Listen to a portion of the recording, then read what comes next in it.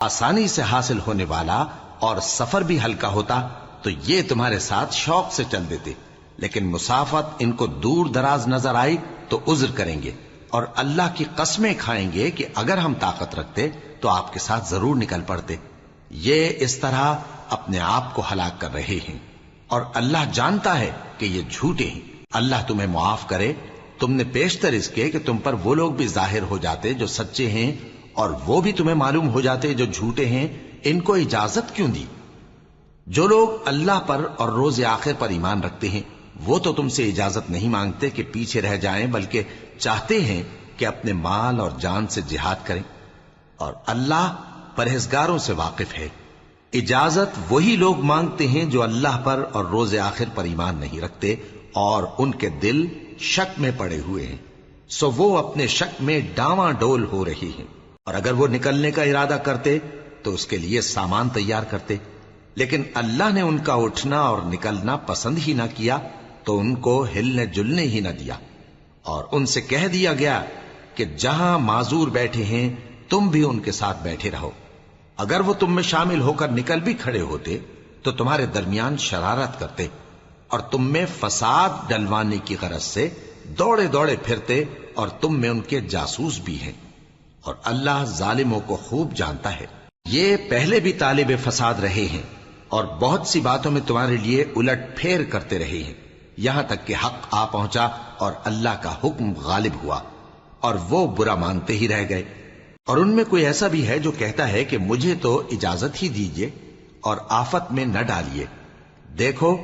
یہ آفت میں پڑ گئے ہیں، اور دوزخ سب کافروں کو گھیرے ہوئے ہے۔ اے پیغمبر، اگر تم کو آسائش حاصل ہوتی ہے تو ان کو بری لگتی ہے، اور اگر تم پر کوئی مشکل آ پڑتی ہے تو کہتے ہیں کہ ہم نے اپنا کام پہلے ہی درست کر لیا تھا، اور خوشیاں مناتے لوٹ جاتی ہیں۔ کہہ دو کہ ہم کو کوئی مصیبت نہیں پہنچ سکتی بجز اس کے جو اللہ نے ہمارے لیے لکھ دی ہو، وہی ہمارا کارساز ہے، اور مومنوں کو تو اللہ ہی پر بھروسہ رکھنا چاہیے۔ کہہ دو کہ تم ہمارے حق میں دو بھلائیوں میں سے ایک کے منتظر ہو، اور ہم تمہارے حق میں اس بات کے منتظر ہیں کہ اللہ یا تو اپنے پاس سے تم پر کوئی عذاب نازل کرے یا ہمارے ہاتھوں سے تمہیں عذاب دلوائے، سو تم بھی انتظار کرو، ہم بھی تمہارے ساتھ انتظار کرتے ہیں۔ کہہ دو کہ تم مال خوشی سے خرچ کرو یا ناخوشی سے، تم سے ہرگز قبول نہیں کیا جائے گا، تم نافرمان لوگ ہو، اور ان کے خرچ کیے ہوئے مالوں کے قبول ہونے سے کوئی چیز مانے نہیں ہوتی سوائے اس کے کہ انہوں نے اللہ سے اور اس کے رسول سے کفر کیا، اور نماز کو آتے ہیں تو سست و کاہل ہو کر، اور خرچ کرتے ہیں تو ناخوشی سے۔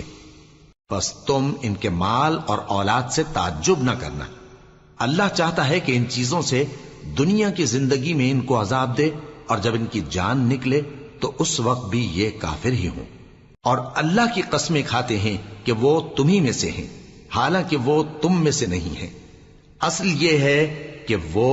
ڈرپوک لوگ ہیں۔ اگر ان کو کوئی بچاؤ کی جگہ جیسے قلعہ یا غار یا زمین کے اندر گھسنے کی جگہ مل جائے تو اسی طرف رسیاں توڑاتے ہوئے بھاگ جائیں، اور ان میں بعض ایسے بھی ہیں کہ تقسیم صدقات میں تم پر تانا زنی کرتے ہیں۔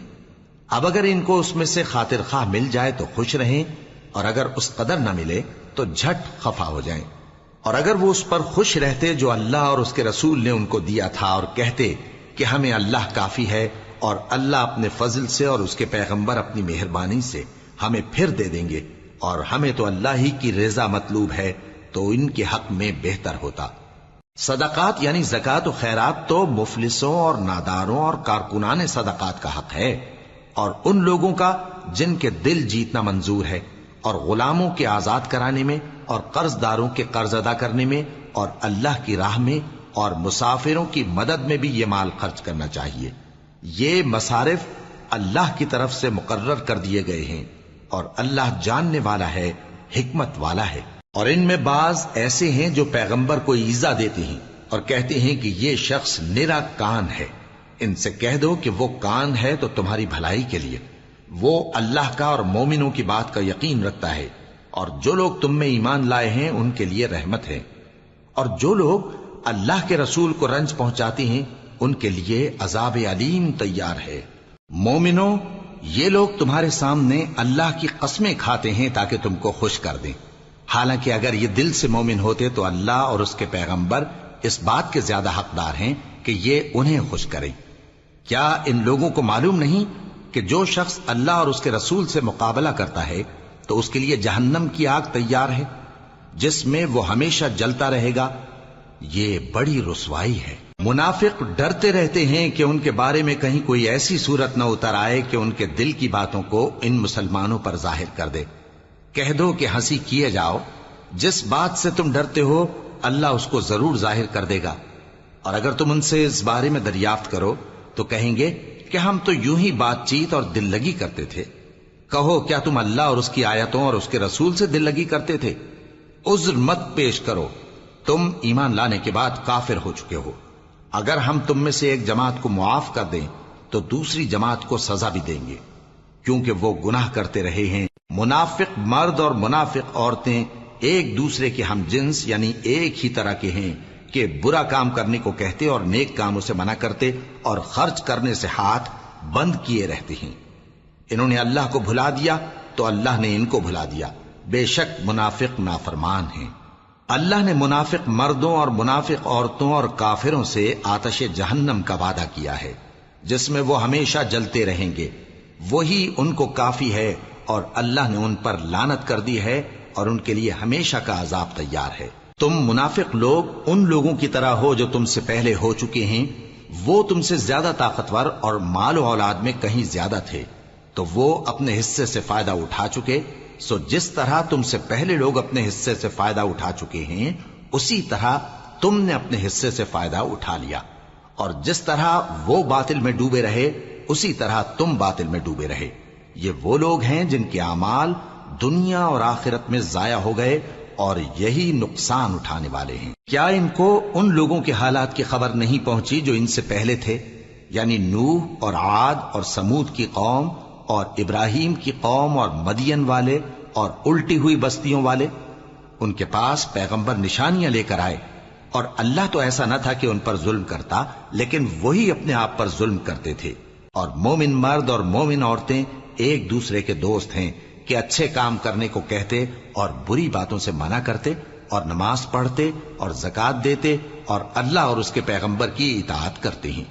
یہی لوگ ہیں جن پر اللہ رحم کرے گا، بے شک اللہ غالب ہے، حکمت والا ہے۔ اللہ نے مومن مردوں اور مومن عورتوں سے بہشتوں کا وعدہ کیا ہے جن کے نیچے نہریں بہ رہی ہیں، وہ ان میں ہمیشہ رہیں گے، اور ابدی بہشتوں میں نفیس مکانات کا وعدہ کیا ہے۔ اور اللہ کی رضامندی تو سب سے بڑھ کر نعمت ہے، یہی بڑی کامیابی ہے۔ اے پیغمبر، کافروں اور منافقوں سے جہاد کرو اور ان پر سختی کرو، اور ان کا ٹھکانہ دوزخ ہے اور وہ بری جگہ ہے۔ یہ اللہ کی قسمیں کھاتے ہیں کہ انہوں نے تو کچھ نہیں کہا، حالانکہ انہوں نے کفر کا کلمہ کہا ہے اور یہ اسلام لانے کے بعد کافر ہو گئے ہیں، اور ایسی بات کا قصد کر چکے ہیں جس پر قدرت نہیں پا سکے۔ اور انہوں نے مسلمانوں میں عیب ہی کون سا دیکھا ہے سوائے اس کے کہ اللہ نے اپنے فضل سے اور اس کے پیغمبر نے اپنی مہربانی سے ان کو دولت مند کر دیا ہے۔ سو اگر یہ لوگ توبہ کر لیں تو ان کے حق میں بہتر ہوگا، اور اگر منہ پھیر لیں تو اللہ ان کو دنیا اور آخرت میں دکھ دینے والا عذاب دے گا، اور زمین میں ان کا کوئی دوست اور مددگار نہ ہوگا۔ اور ان میں بعض ایسے ہیں جنہوں نے اللہ سے عہد کیا تھا کہ اگر وہ ہم کو اپنی مہربانی سے مال عطا فرمائے گا تو ہم ضرور خیرات کیا کریں گے اور نیکوکاروں میں ہو جائیں گے، لیکن جب اللہ نے ان کو اپنے فضل سے مال دیا تو اس میں بخل کرنے لگے اور اپنے عہد سے روگردانی کر کے پھر بیٹھے۔ تو اللہ نے اس کا انجام یہ کیا کہ اس روز تک کے لیے جس میں یہ اللہ کے روبرو حاضر ہوں گے ان کے دلوں میں نفاق ڈال دیا، اس لیے کہ انہوں نے اللہ سے جو وعدہ کیا تھا اس کے خلاف کیا، اور اس لیے کہ یہ جھوٹ بولتے تھے۔ کیا ان کو معلوم نہیں کہ اللہ ان کے بھیدوں اور مشوروں تک سے واقف ہے، اور یہ کہ اللہ غیب کی باتیں جاننے والا ہے؟ جو مسلمان دل کھول کر خیرات کرتے ہیں اور جو بیچارے غریب صرف اتنا ہی کما سکتے ہیں جتنی مزدوری کرتے اور تھوڑی سی کمائی میں سے بھی خرچ کرتے ہیں، ان پر جو منافق تان کرتے اور ہنستے ہیں اللہ ان پر ہنستا ہے، اور ان کے لیے تکلیف دینے والا عذاب تیار ہے۔ تم ان کے لیے بخشش مانگو یا نہ مانگو برابر ہے، اگر ان کے لیے 70 دفعہ بھی بخشش مانگو گے تو بھی اللہ ان کو نہیں بخشے گا، یہ اس لیے کہ انہوں نے اللہ اور اس کے رسول سے کفر کیا، اور اللہ نافرمان لوگوں کو ہدایت نہیں دیتا۔ جو لوگ غزوہ تبوک میں پیچھے رہ گئے وہ اللہ کے پیغمبر کی مرضی کے برخلاف بیٹھ رہنے سے خوش ہوئے اور اس بات کو ناپسند کیا کہ اللہ کی راہ میں اپنے مال اور جان سے جہاد کریں، اور دوسروں سے بھی کہنے لگے کہ گرمی میں مت نکلنا، ان سے کہہ دو کہ دوزخ کی آگ اس سے کہیں زیادہ گرم ہے، کاش یہ اس بات کو سمجھتے۔ یہ دنیا میں تھوڑا سا ہنس لیں اور آخرت میں ان کو ان کے اعمال کے بدلے جو یہ کرتے رہے ہیں بہت سا رونا ہوگا۔ پھر اگر اللہ تم کو ان میں سے کسی گروہ کی طرف لے جائے اور وہ تم سے نکلنے کی اجازت طلب کریں تو کہہ دینا کہ تم میرے ساتھ ہرگز نہیں نکلو گے اور نہ میرے ساتھ مددگار ہو کر دشمن سے جنگ کرو گے۔ تم پہلی دفعہ بیٹھ رہنے سے خوش ہوئے تو اب بھی پیچھے رہنے والوں کے ساتھ بیٹھے رہو۔